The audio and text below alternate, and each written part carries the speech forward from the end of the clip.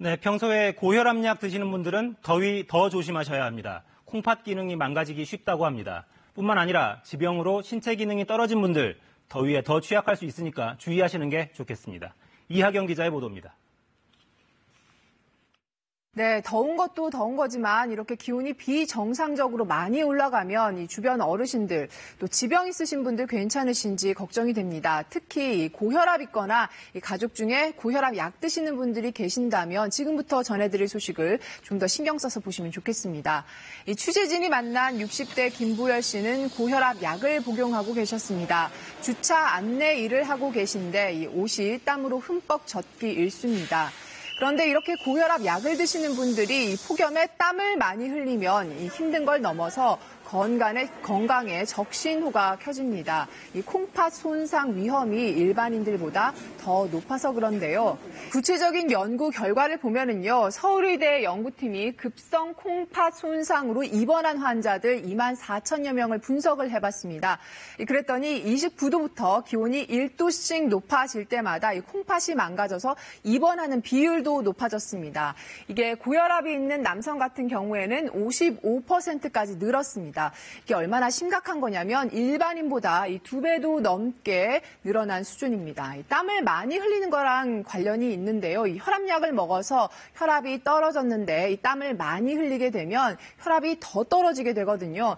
그럼 일어서다가 쓰러지거나 의식을 잃을 수도 있고요. 급성 신부전이 올 수도 있습니다. 그러니까 혈압 있으신 분들은 물을 많이 드시고 이 폭염에 건강관리 더 신경을 쓰셔야겠습니다. 이 어르신들 중에는 자식한테 부양가족으로 등록은 돼 있는데 제대로 돌보지를 않아서 혼자 이 여름을 버텨야 하는 분들도 계시죠. 이런 분들 중에 이 에너지 빈곤층이 특히 많은데요. 이 한 시민단체 조사 결과를 좀 보면은요. 이 에너지 빈곤 가구 10곳 중에 8곳은 이렇게 선풍기 한 대로 여름을 버티고 있었습니다. 그마저 이것도 없거나 이 냉장고가 없는 경우도 이렇게 조사가 됐습니다. 하지만 이 조사 대상 중에 35%는 전기나 가스요금 할인 같은 에너지 복지 대상에서는 빠져 있었습니다. 이 정부가 저소득층 중심으로 에너지 지원 정책을 펴고 있기는 한데 이 대부분 겨울철 난방에 집중이 돼 있습니다. 이 올해 더위로 숨진 사람이 벌써 30명 정도 된다고 하거든요. 이제는 좀 더 촘촘한 냉방 지원책도 필요한 시점이 됐습니다.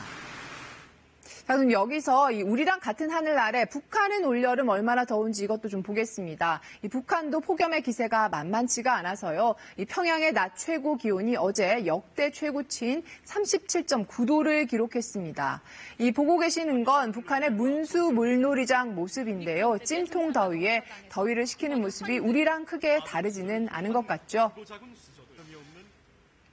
삼복절 이 문수 물놀이장에 와서 부가 채워라 해서 지금 세 번째 타는데 그래서 내려갈수록 끝이 없이 갔으면 좋겠습니다. 네, 이 압록강 인근 지역이죠. 이 만포와 중강도 이 낮 기온이 40도를 넘어섰거든요.